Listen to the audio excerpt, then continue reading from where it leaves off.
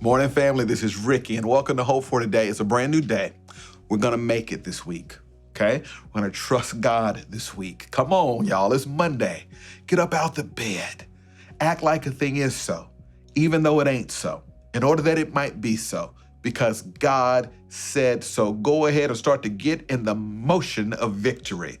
Oh, come on, somebody. You're a king's kid, and you're going to experience victory in Jesus this week. I want to take you to the most famous passage in our Bible, John chapter 3, verse 16. It says, "For God so loved the world that he gave his only begotten son, that whoever would believe in him would not perish, but would have everlasting life." This is the mantra of Christendom, that God so loved us that he gave his son to die on Calvary's cross for our sins. We know that this is the very heart and framework of the gospel of Jesus Christ. But how many of you know that the gospel is not just supposed to end with you, but the gospel is supposed to move through you as well? In other words, in so many ways, we can take John 3:16 and say, yes, God did this for me. Now, what does it look like for me to now love others? And that's the point that I want to make, that you ought to love the world just like Jesus loved the world. But I don't know what happens to us Christians.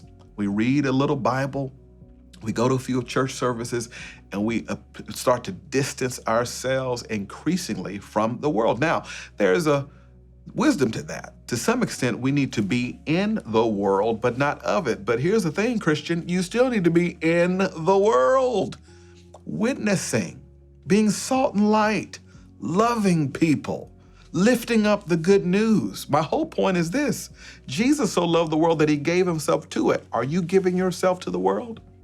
The passage here says, "For God so loved the world," not God so tolerated the world. It says, "For God so loved the world," not God so put up with the world. But too many of us have a toleration spirit and a put up with it spirit when it comes to the things of the world.